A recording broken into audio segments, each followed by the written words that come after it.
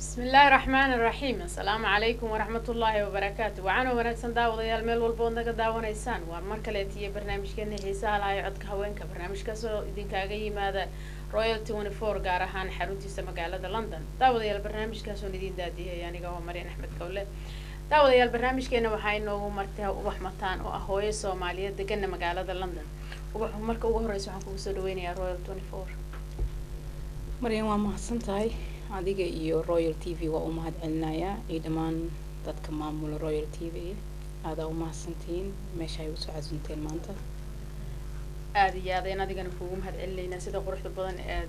asuumaadeena nooga aqbashay ubax barnaamijkeena maanta wuxuu ku saabsan yahay waxaad soo gudbisatay arrin aan hore loo arkin oo ah dhaliil ku socota dumarka Soomaaliyeed dhaliishaas ku socota dumarka Soomaaliyeed maxaad ku dhaliisho waxay dumarka Soomaaliyeed dhaliil markii la yiraahdo waa wax taabanaya meel fog oo aadan ku faraxsanayn runtii ma dad gabdhaha dibadda jooga ayaa dhaliishay mise gabdhaha dalka jooga ayaa dhaliishay mise kulligood baa dhaliishay bal inoo kala micneeyay sababta aad u dhaliishay gabdhaha Soomaaliyeed maanta adoo mahadsan gabdhaha Soomaalida waa dhaliilay anigana gabdhaha Soomaalida ka mid ahay waxaan rajeynayaa dhaliisha anigana waxbaan ku leeyahay qof kastoo inaga midan waxbuu ku leeyahay nolol hadii la aaso oo bayskeeda meesha ay ka timaadaan la eega gabdhaha Soomaaliyeed waa hooyooyin waa sisters oo waxay u yihiin walaalkeed ninkeeda waxay u tahay xaaskiisa mar hooyadiis waaye mar walaashiis weeyaan mar waa habarirtiis weeyaan mar waa eedadiis waay marka maadaama aan dumar nahay oo aan ku weegaarsanahay magaca inarag waxaan gabnay mas'uuliyadiina saarneed dumar ahaan oo ahayd midda koowaad inaan jecdahno wixii xun wixii wanaagsanna aan horumarino waxaan muudaa waxyaalihii laga xishoon jiro dhan inaan horumarinay Mariin ubaxay hadda mar ay waxdan ka yara dhex galo kaba soo qaadba qurbaha aan joogno oo dhaliisha gabdhaha qurbaha jooga dhaahon marna anaka oo dari doona insha Allah ku wadankeena dhaliisha aad wado balno waxayna oga taabo gabdhaha wadamada qurbada jooga waxyaabaha aad ku dhaliisha gabdhaha Europe joogo iyo America meel kasta banaanka Soomaaliya joogo waxaan ku dhaliilay inay sameeyeen dhaqamo aad aan Soomaaliya hore uga jirin haday jirtana ay kaliya ahayd ninka ragga oo lacag badan haysto oo awoodi kara mas'uuliyad oo 2 naag 3 naag 4 sharciga islaamka ma soo horjeesan karno ninka awoodiisa gaarsiisan tahay waa loo ogol yahay laakiin meeshaas ka dhex galo ma waxad gabdhihi ma waxad ku dhaliilaysaa sidii reeraha ay u dhaqan lahaayeen ma siday wadankii u nabaday lahaayeen jidkeed ku dhaliilaysaa waxaan ku dhaliilaysaa waxaan ku dhaliilayaa wax kasto gabar Soomaaliyeed dumarka Soomaaliyeed hadaan nahay aan gabnay waxaan bilawnay gurihiina iska duminaa annaka gabar Islaameed oo gurigeeda joogto in ninkeedii intuu banaanka ama ku yimaado ama u tag aan la sheekeysano inaa gurigaas ilmaha soo dumino oo aan guri ka sameysano taas dhaliish koowaadaan wado waay dhaliisha labaadaan wado oo dumarka xageeda ay mid la mid ah dadka soo gabdhahii Soomaaliya joogay 13 jir 15 jir 16 jir 50 jir la siinaa oo intuu ayadii guursado 3 kala ka daba keeno afartoodii waxay dhaleen suuqa fadhiyo gaasi saliid gadayo 13 sano iyo 14 jir 15 jir markii la siiyo dhaliisha male gabadhu waxa dhaliisha le waa laga yaabaa inay soo gasho hooyadii gabadha dhashay reerka way kamid tahay laakiin inuu abu baawrkiisu badan yahay markaan wadankii ka hadalno wadanka soo noqon doona bal wadanka waxaad ku dhaliishay waxaad ka dhawaajisay in gabaru inay gurigeeda dumiso ay guri kale sii dumiso guri Islaameed inay dumiso oo guri ka dhisato nolol lagu dhisay xaq darana waa ognahay intay gaarayso meel dheer ma gaarayso marka dhibaatada waxay saameynaysaa qofkii aad gurigeeda soo burburisay ilmihii aad soo dayacday waa dhibaato gabar Soomaaliyeed u taalo waa inaa ka naxdaa wixii aniga dhaawacay soo gaaro haduu xanuun adag igu reebay waa inaan ka fikiraa walaalkayga ama dariskayga dhaawacay dhibaatadan u geynaay marka nin reer leh gabadha rabta intay ka soo bixisay inay guri ku dhisto fikradaas oo hadda Europe u moodid inay normal ka noqotay heblaaya ninkeedii ka qaatay xoogaa dhaqamadii Soomaaliya intii dagaalada dhaceen soo kordhay oo in lagu faanay inay noqotay taas aada uga gubanaya ugana calool aan uga calool xumaaday in wax ceeb ah oo laga xishoodo in laga dhigto wax promote ah oo wanaagsan laakiin waxay in nin oo farnaagood guursada ceeb ma ahayn wadan markaan ka hadal walaal ceeb ma ahayn laakiin halkan waxaa jirta nin aan shaqaysan marqaati hadda laga yahay one street saddex xaas ku leh state-ka u koriyay ilmaha wuxuu tagaa marfishka meesha ragga ku sheekaysto fadhiistaa wuxuu ugu sheegaa ninkii saaka cunugiisa intuu bushjeer ku riixay iskuulka ayuu dhaliilaa wuxuu ugu sheekeeyaa inuu saddex xaasa leeyahay caruur loo kala haayo caruurta uu shaqo ku lahayn uu free haysto marka kii kale reerkiisa iyo ilmihiisa ka taxadiri lahaana ninkaasaa meel u fadhiyo sugaayo ku faanaya inuu saddex marka I don't see a fan there marka gabdhaha Soomaaliyeed oo gogashaas fiidiyadeed oo rag inay soo dhaqmaan in saddex dumar ah ilmihii state-ka koriyo ninkina uu freedom marfish ku fadhiis gabadha Soomaaliyeed ee arintaas raaliga ka ah ee ogolaatay I would like to see her ina arkaan waxaan jeclaan lahaa inaan arko kulliba maanta dhaliishaas soo jeedisay ay ka mid tahay marka la yiraahdo nabadeyntii wadanka aanu noqono taas waxay reerka iyo waxay taabanaysa iyo maxaa la dhahaa iyo familiyadii marka nabadeynta wadanka aan dhahno markaan wali anaka wadankan ka hadlayno maxaad ku dhaliilayd gabdhaha Soomaaliyeed wadankan jooga waxaan problemadeyda ka mid tahay aad iga xanaajiyo waxaa loo gurbaan ba xaafadaha la isu digayaa hebel baa soo degay caaw waxaan kulligeen diyaarnaho u dalbisanayna inaan hebel soo dhaweyno nobody is weydiinaya ma leh ninkan xaguu ka yimid reerkiisa xagee degayiin imsaa caruur uu leeyahay ilmihiisii ma ka taxadaray abuser mu ahaa mise nin naxariis badan u ahaa aan iska dhigna jaamacaddii inta record uu qofkaas soo qalanjibiyey waxaan aaminsanahay 10 jaamacadood haddaa kasoo baxdo oo naxariis yar aadan ruuxna u geli karin waxbarashadaadu waa waxba ma tareyso waa nonsense weeyaan markaan ninkan la soo dhaweynayo walaalka hadduu yahay saaxiibka hadduu yahay ma laga yaabaa gabar Soomaaliyeed inay dhahdo anigu ninkan waxaan ku soo dhaweynayaa waxaasuu dhigtay ninkan ma soo dhaweynayno waxaan u soo dhaweynayno waji reer dadkii u lahaa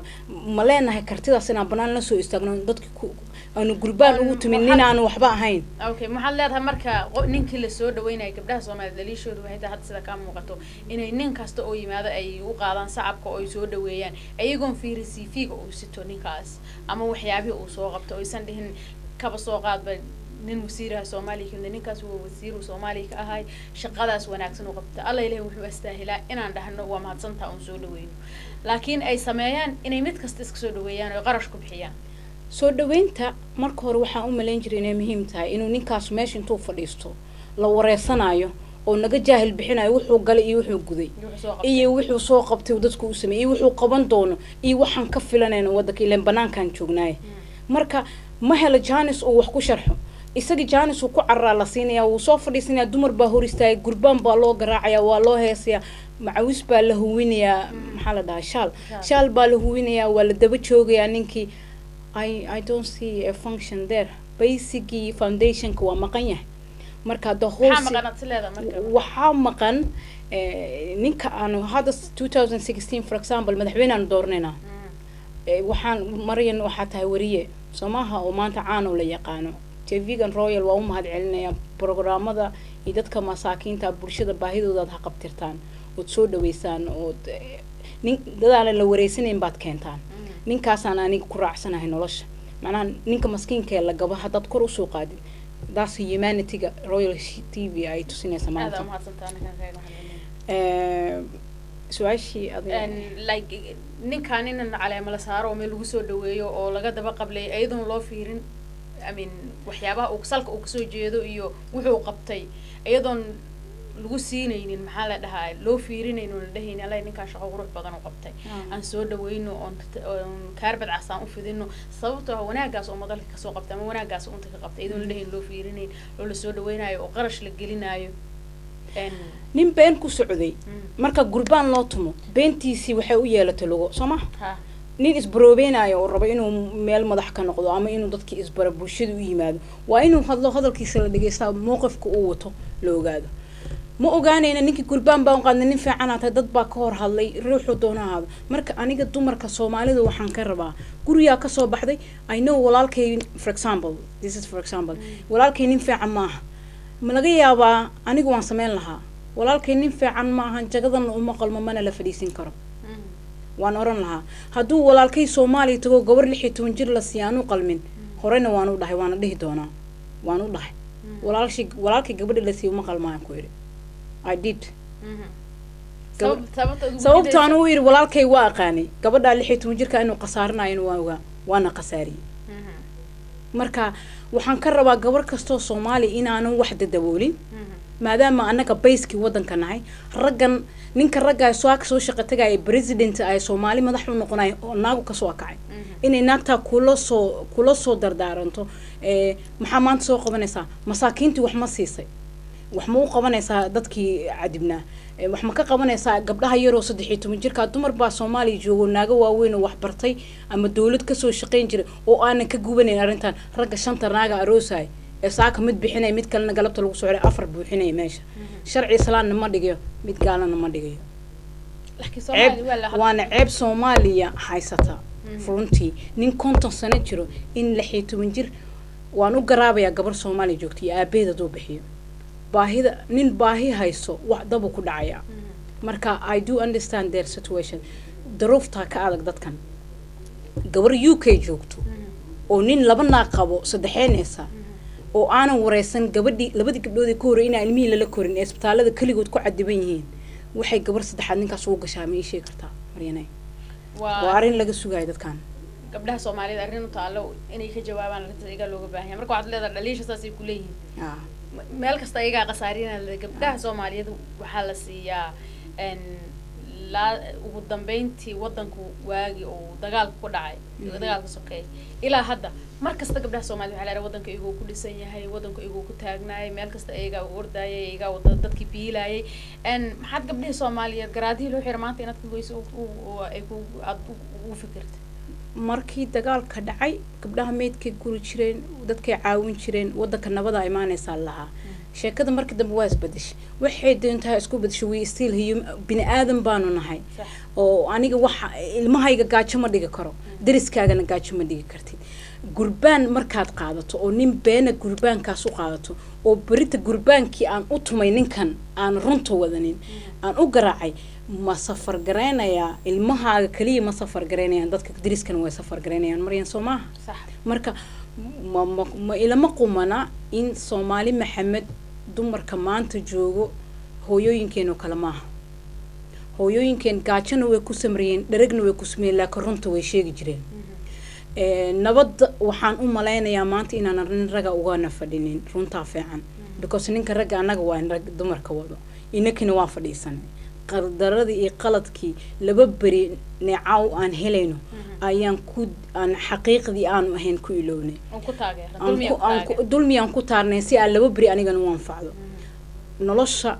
waxa laga wada raadinayo waa wada anfac anigu inaan cunto cuno rabaa noolaado Maryan sidoo kale adiga iyo caruurtaada marka dadkoo dhan waa inaan u fakarno oo aan shakhsiyad gooni ah hadaa dumar nahay maasha maanta isdhignay inaan iska qaadno وآد أريد أفيا عن الماشى اللي صدق الإسكا قاضي أو وناق لو الإسكا قاضي ولي بيدون حمان حين بس محي كلها تحسيدها الإسكا قاضي كرا ماشان وقبلها إيه قبلها سوماد وقبلها ودنيين رونتي أنت أنا وارك مركي لا يرى هذا قف باي ما يا موسير هنقضى ما موسير كحجان هنقضى ما قف وطن كواك صعود أيوجو درين سنة درين ودني ما تكجرت أي سودوين سيدا يكو كلا وجا كران كي وحلوجوي يكي وحسدبا مريه يكي رير كيسة كتب دعائيو سيفيجي سي آخرناي وكوشة قبلها سومالي سي ودهان أوكي إن هبل سيفي في عن ملء يلا سودوين أمان هلا سيو وهلا تصينوا غفحهم يهي سيكو كلا وجا كران قبلها سومالي وحيكو كلا وجا كران هرتا إن qofku xumaan kara wanaagsanaan kara wanaagana waa la isbaraa xumaantana waa la isbaraa hadii wanaaga la badin lahaa ay mashhuur 25 sano Soomaali maashi maanta fadhiso ma fadhin lahayn ninka aadan CV-giisa heenin oo noloshiisa aadan ka warhaynin marka casumaad lacag ku bixiseen oo meel soo fadhiiseen yaani dumarka gurbaan qaadanina hor istaagina garaacanina inta laga fadhiisto raggan music garaaca xataa meel naga dhigtaan ninkan microphone-ka laagay ha iskaga keen warama noloshiisa mida ku qancin karno inay tahay wuxuu soo qabtay wuxuu doonaa inuu qabto president 16 sano 2016 Soomaaliya presidenta ka dhacayo I don't think election ka soo socdo qof u diyaar garowariyo oo raba inuu wareysto ninka noloshiis ka wareey reer iyo 3 caruur ah ayaa average ka Soomaalida reerkooda waa 6 ugu badan oo maleena waa 6 ama 4 weeyaan average ahaan markaan ka hadalno 6 waa average noqonaya marka 6 caruur ah iyo hooyadood nin ka taxadiri waaye ma ku aamini kartiin 7 million people oo dysfunctional ah today oo maanta dagaal wadan dagaal ka dhacay rafaasan ilmo gaajeysan al-shabaab baa lagu leeyahay maalin walba dambi bay ay sameeyeen ilmaha al-shabaab u tagaya waa ilmo gaajeysan al-shabaab itself I do ani ma arkin wali laakiin waxaan ka aaminsanahay waraysiyadoodan ka garanaya waa rag gaajo hayso oo gaajoga nin gaajo haysana xabad uu isku dhufanaya wuuna isqarxinaya because nolol hore ma haysan marka yaa gaajadii biin kara yaa dhibaatadii biin kara intaas howla markay u taala hadleeda u baxay dumarka Soomaaliyeed walaalay ragga dumar baa ka daba shaqeeyay dumarka ka shaqeeyay hadaan daacad noqon runtii television-ka maanta hadii la soo warfadhiisan amaanteedu ku bilaabo saacadaan wadi karaa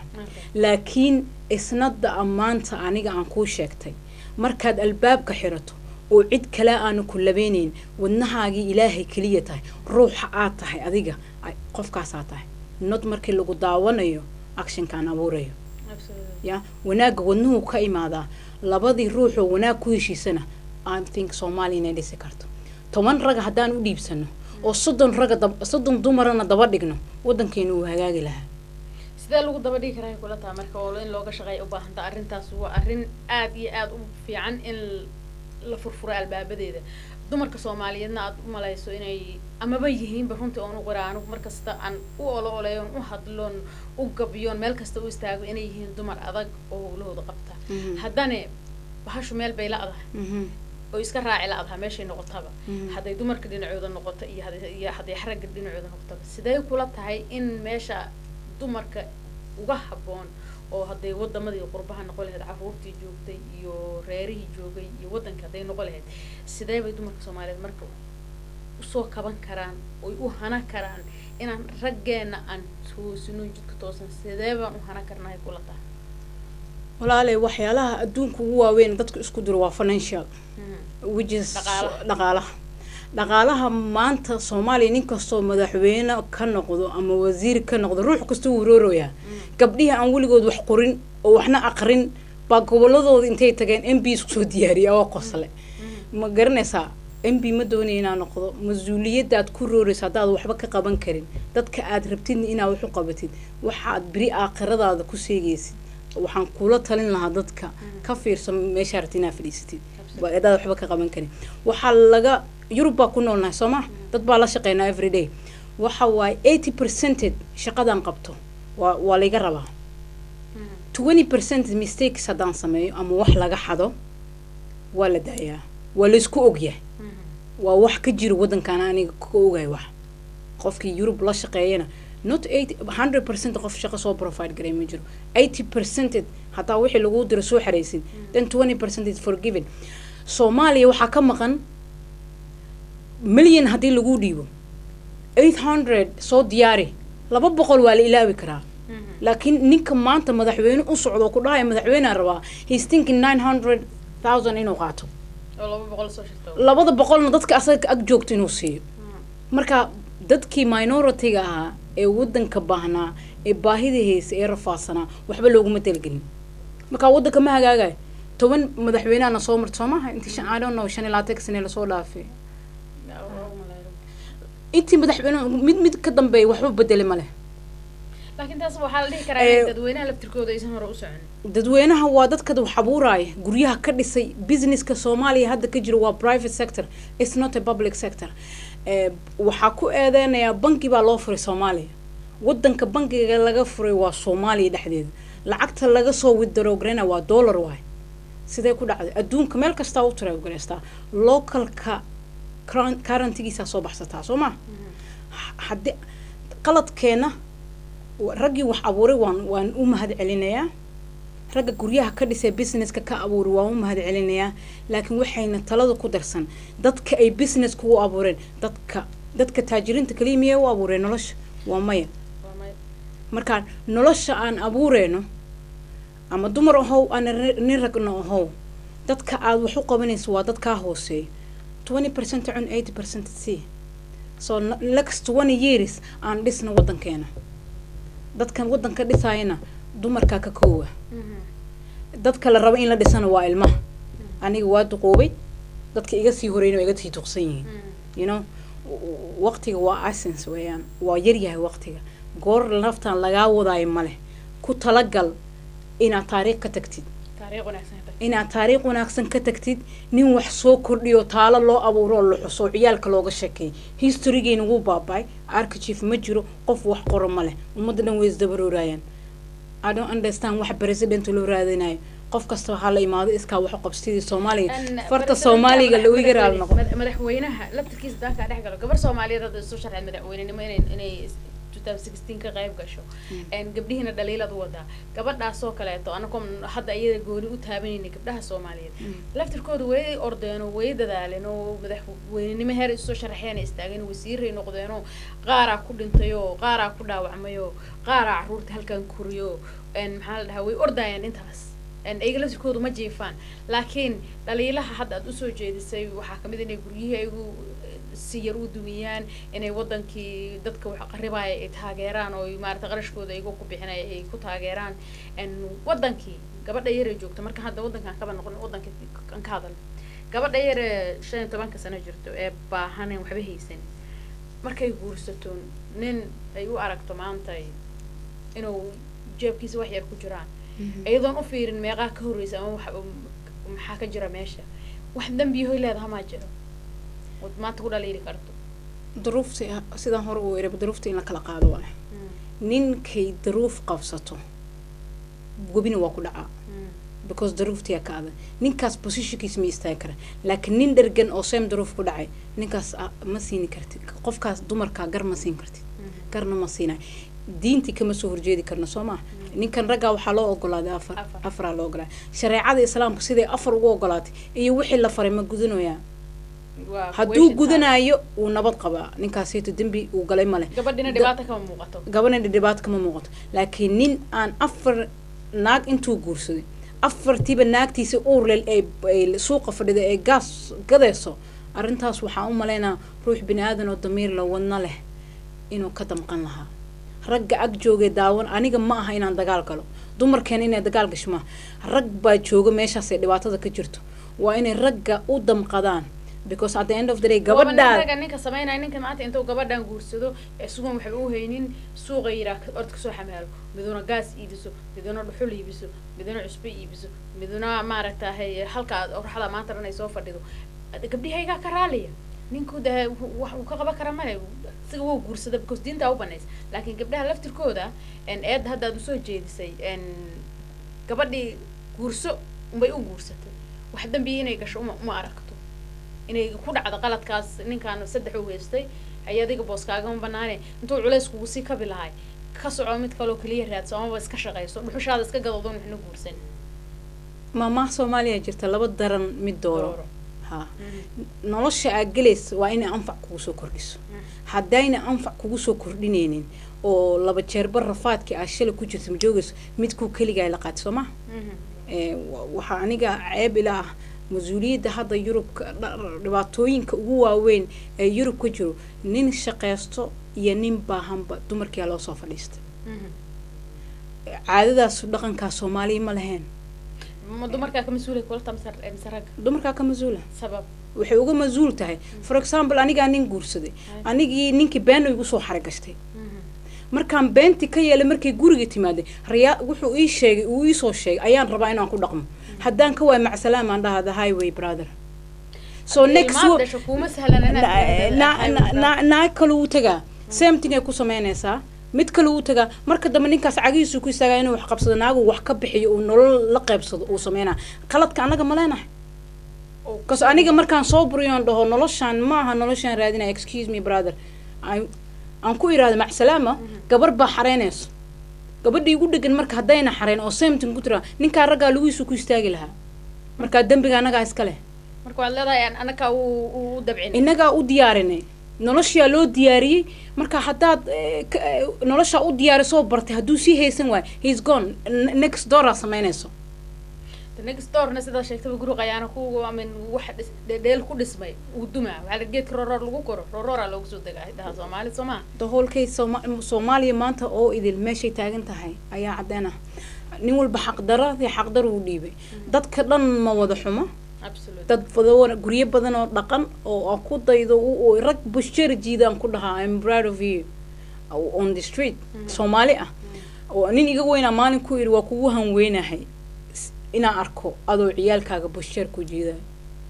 and then he opened up to tell me everything marka ninkeena u taagan reerkiisa gabadhiisa waa inay u tiraada waa inay ogaataa guryaha ku dhagan iyo 100 ilmood ba maanta baahan oo aabalaana agoonna ma aha wana nolosha ku jiraan nolol agoon ka liidato abahiisna waa wadankan waa life iyo xaq leeyo dhinacu degan ku nool yahay arutiisina wuu ilaabay marka dad islaam aan nahay Soomaali aan nahay dumar aan nahay dumarka waxa wanaagna way jid wanaagna way fidin karaan caaw hadaa la iskugu yeero la dhaho waxaan Soomaalida dad ka wanaagsan ma leh waxaan ku ogaaday one day wadan shilku galay waxaan Soomaaliya soo degay marka Europe waa isku caawinaaye maxaan Soomaaliya isugu caawin weyne maxaan wadiiqo ugu sameeyay weyn maxaan silcan iyo dhibaatadan ciyaalkan wadankan la gumeystay aan nolol ugu abuurweyn ilmaha masaakiinta ah ee Soomaaliya jooga ee la iloobay ee kabaha caseynaya ee dariiqyada habeenkii seexanaya ilmahaygo kala waay ya waa ka ooya hooyadiis way dhimatay malaha ama hadii gaaje uga carartay marka dadka waxa sugayana qurux kuma joogi karna meeshan for example in wadankan aan noolnahay la sheekaysta dadka cadaanka Somali has got bad rep lagu leeyahay reputation kan uu halaab ina kaan isiyalna because 7 kids this lady has she's a single parents weeyaan hooyo kaligeed waa aabihiina uu la jooga haduu rabo caruurtina uma shaqeeyo goonina uu shaqeystaa waxa badan 85% wadankan boqolkiiba 85 familiyada Soomaalida jooga waa single parents wax runa iyo wax been waxaan ogsoonahay 60% dinay runtahay oo single parent yihiin real single parent yihiin aad arrin u badan waaye oo wax laga qabto u baahan marka dhaliisha gabdhaha Soomaaliyeed maanta yani gabdhaha Soomaaliyeed markasta u ololay laakiin maanta waxaan maleynaa inay dhahaan marin soo joogtaan inay u soo jeesteen maanta la tiraawo walaal laakiin in la is dhaliilo wixii naga qaldan la isku sheego absolutely waa wax fiican sida wax loo soxday wax naga qaldan yihiin marin waa maasantahay laakiin waxaan filayaa inay ku garaabayaan hadaan runta laga hadlin beena lagu wada nool yahay beentana raad dheer ma yeelanayso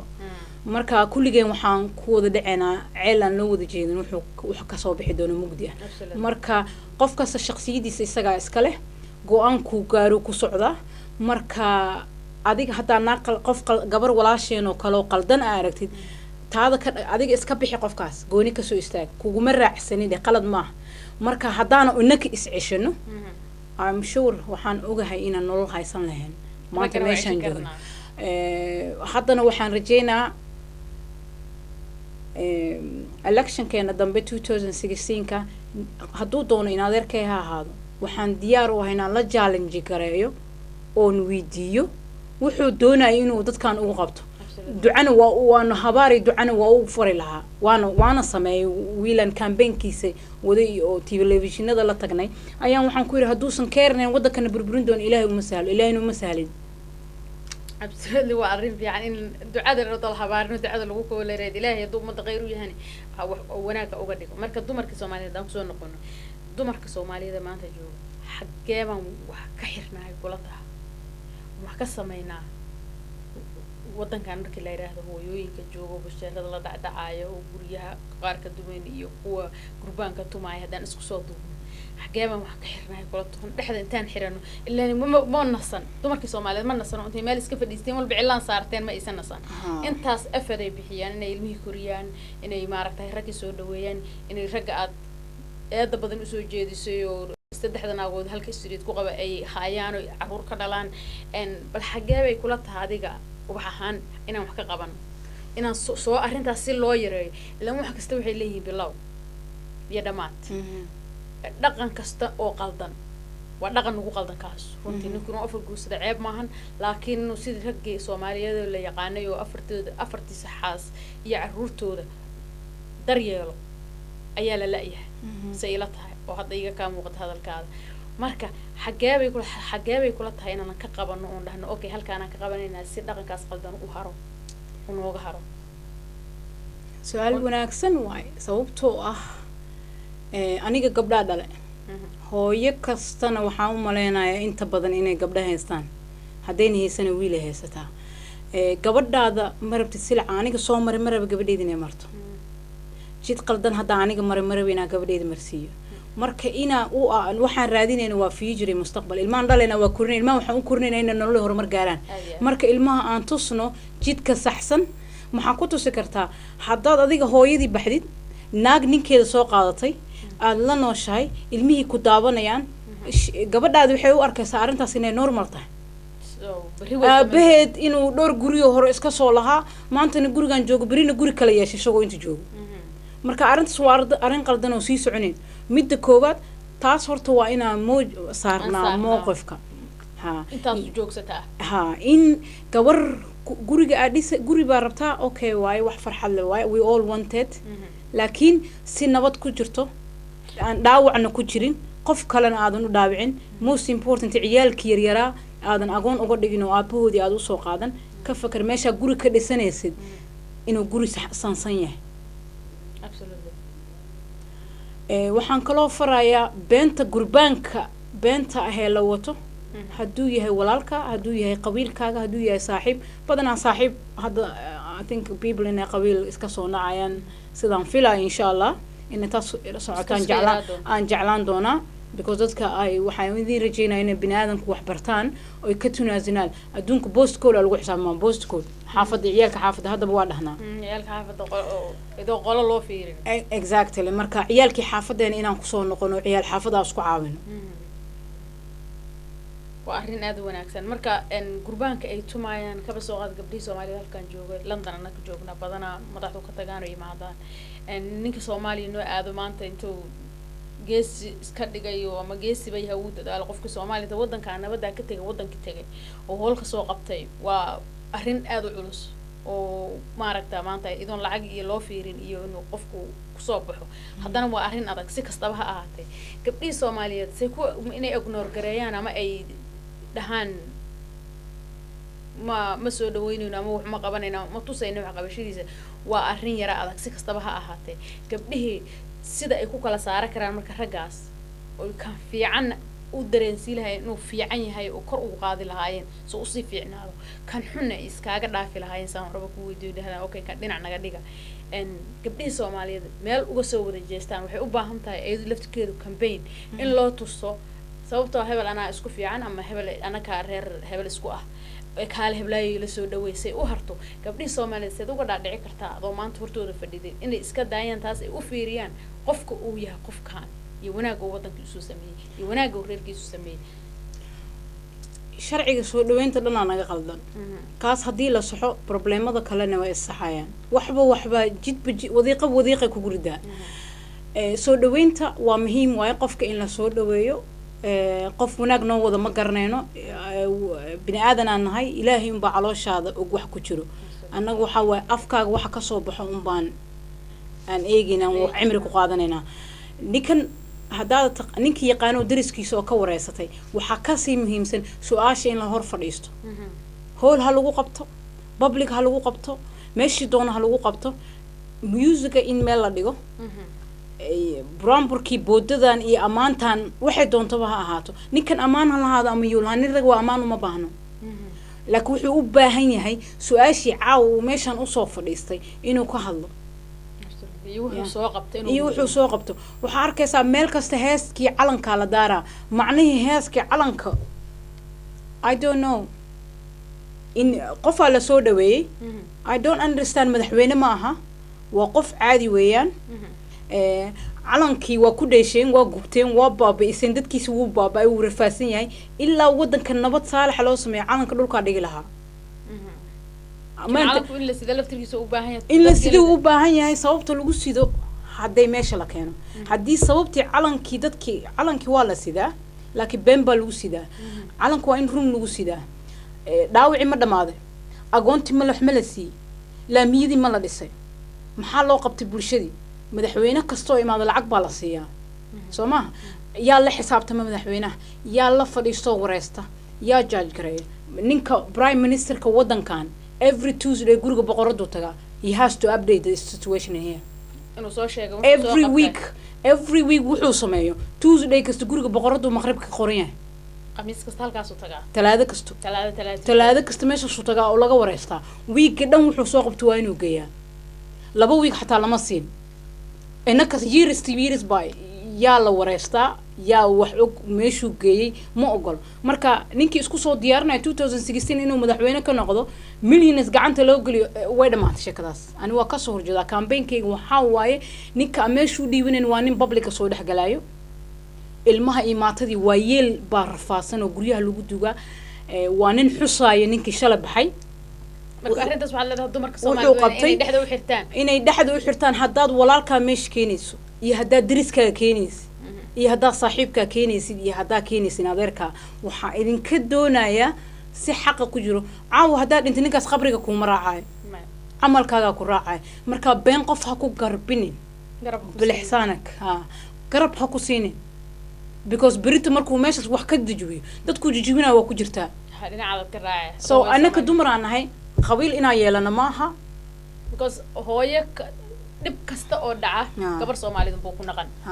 qabiil inaa lahaana maaha waa inaa saaxiib lahaana waa inaa softy touch noqono waa inaa meel barkin dabacsan oo loogu soo hoydo oo wax kala sixi karto noqono haddii aanan noqon karin sidana haysato baa soconaysa saana soconayso banaanka ku wada dhimanayna qabriyadeena banaanka laga aasiyaa Soomaaliyana waxay noqonaysaa history macnaha taariikhda naga sheekeen doonto wadamo dhamaada jiro oo laga sheekeeya historyga laga sheekeeya inagana kuwaas ku daba noqonayna ma insha Allah inaana taas noqon ayaan rajeynayaa gabdhaha Soomaaliyeed maantay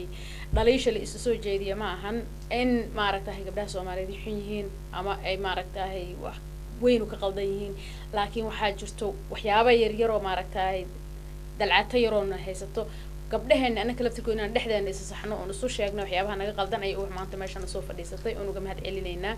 inay tiraahdo ragga Soomaaliyeed oo maaragtay turbaanka u tunay oo maaragtay guraasta ku fadhiisinay hooyaa dhashay gabar xaaskiis ninkeedii yahay kan dagaalamay xabad sidoo kale iyo arrintu ku dhacaysa waxay ku dhacaysaa gabar Soomaaliyeed sababtoo ah tan qaxday waa hooyo Soomaaliyeed tan jidka ku umasho waa hooyo Soomaaliyeed tan wiilkeeda madfaca ku dhac waa hooyo Soomaaliyeed tan ninkeedii asayda ka qaad waa hooyo Soomaaliyeed ay xagee ku fiyo marka meel ku fiyo ma jirto marka hooyo Soomaaliyeed qabiilna iska dayso iyo maaragtay waxyaabo aan maanta waxba noogu soo kordhayn ay wax maanta meesha ugu soo fadhiisatay ayna ka dhawaajisay in maaragtay wanaaga hooyooyinka Soomaaliyeed hadaan dhexda xirano intaasba waxaan ugu la amaanay waxay ahaday inaan dhabar adkaanay oo soo taagnayn oo wanaag badan ku keenay inta naga dhimanay inaan ku darno ay ubaxna ku jirna barnaamijkeena gabagabadiisii gunaanadkiisii waxaad kula taliyeed gabdhaha Soomaaliyeed oo dhaliish u soo jeedisa maanta dhaliil baaragtahay kaca inta dhinac yaroon ka hurna kaca aad ku tiri maxaad gabagabadii kula dardaarmi lahayd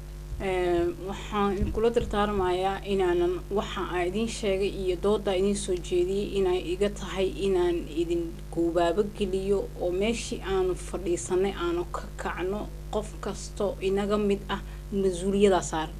nafteedii mas'uuliyada saaran tahay ciyaalkayga iga saaran tahay asxaabtayda iga saaran tahay deriskayga gabdhihi aan Soomaali uga soo tago shanta agoona haysta mas'uuliyada saaran tahay waxaan uma qaban karo laakiin waxaan wax ugu qaban karaa inaan hadalkan meesha ka dhaho oo guubaabiyo oo rag dabada ka galno anaga aan iscaabino Soomaalida waxay dhahdaa dameerka asagoo orday ul waa lagu sii dhiftaa sababta loogu dhiftana waxa ka sii dheeray meesha maanta joogno aad adduunyada uga dambeynaa aad uga dambeynaa marka waxaan rabnaa inaan anagi is hormarno waxaan ku hormari karnaa inaan ninkeeni madaxa u weyneyno wiilkii la dhashay madaxa u weyneeyay kay aan dhalay aan madaxa u weyneeyo ayagaan waa raggu waa strong weeyaan ayagaan ku daba taaganahay marka ayagii aan ku shaqaysana laakiin dad ka dambeeyo positive oo noloshii la wadaayo wixii qaladna aanan ku raacin aad iyo aad mahadsantaa ubax sida quruxda badan od maanta barnaamijkeena kugu soo xasuuna nooga aqbasho waa kaaga mahad celinaynaa annagoo barnaamijyo kalena insha allah kugu soo xasuumi doono daawadayaal barnaamijkeena maanta inoogu marti aheeday ubax mataan arrin waayahan aan dhicin ayay ahayd in gabar Soomaaliyeed la dhaliilo gabar Soomaaliyeed waxay u baratay in la yiraahdo wadanka adaa haysid wadankooda uu dhisan yahay ragooda uu dhisan yahay wali waa run waxba kama go'ayaan waxbana kama qaadmayaan laakiin dhaliilo yar oo maaragtay u baahan in la isu ifiyo sida hore u sheegay ay ubax sheegtay